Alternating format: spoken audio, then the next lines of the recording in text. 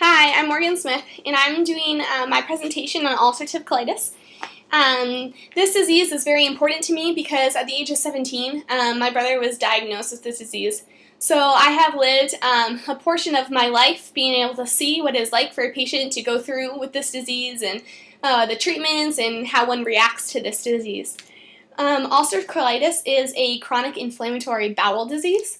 It causes ulcers to form on the lining of the colon and the rectum, and it is also part of the Crohn's family, and it consists of remission and relapses. Ulcerative colitis is an autoimmune disorder that attacks the large intestine and causes severe health problems. And here I have a picture of the inside of one's body, and this large square right here, that is the large intestine. And so with ulcerative colitis, what happens is the large intestine becomes very red and inflamed. And here is a picture of my brother's colon, and as you can see, it's all very red and inflamed, and that's what it looks like the beginning of stages when you're first diagnosed with it. That is what your colon looks like due to all the different ulcers. Throughout this presentation, I will inform you about ulcerative colitis, including the nature of the disease, treatment of the disease, and living with the disease. There are many different characteristics and symptoms of ulcerative colitis that determine the nature of the disease. This is a very serious disease compared to a bowel disorder. However, Crohn's disease is a much worse condition to have. According to the Crohn's and Colitis Foundation of America, ulcerative colitis can develop fast or over a long span of time.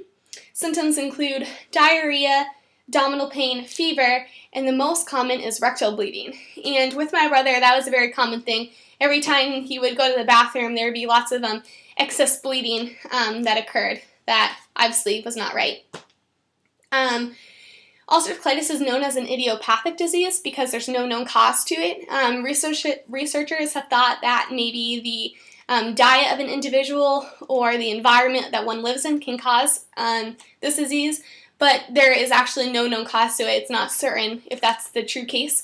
For example, we were very shocked when we found out that my brother was diagnosed with ulcerative colitis because no diseases like this run in our family, so it was very strange and kind of random that he had this disease. Not only does this disease consist of a lot of symptoms, but there's many complications that can occur. The Crohn's and Colitis Foundation of America say that these complications can consist of arthritis, skin disease, eye problems, and liver problems. But however, it does depend on the patient and the severity of their disease, because for my brother, he didn't have any of these complications at all. Ulcerative colitis consists of medicine that is needed to treat the disease. This can be seen as an anti-inflammatory drug or antibiotics, and they can be taken by mouth, taken by injection or infusions. And for my brother, he had all three of these. He was on some kind of pills and medications, and I remember himself giving him injections in his leg of certain medications, and to this day, 8 years later, he still, every 8 weeks, goes into the hospital and gets infusions of a drug called Remicade. Some of the side effects of these drugs are nausea, diarrhea, and headaches. And going through this treatment, it's important to remember that the goal of treatment is to control the disease, not to completely diminish and get rid of the disease. Finally, it is not only important to be aware of ulcerative colitis and know what it is and know what it's like, but it's important to be well educated with how to live with the disease. According to a book that I used for research by Jill Schuyler, life is never going to be the same. The patient who has the disease is constantly going to be going to doctor's appointments, and they're going to have severe health problems. And also later on, if the medications do not work, surgery is an option. And what happens with the surgery is they remove the large intestine. And I have another picture here that shows your colon. Like I said before, this is your large intestine.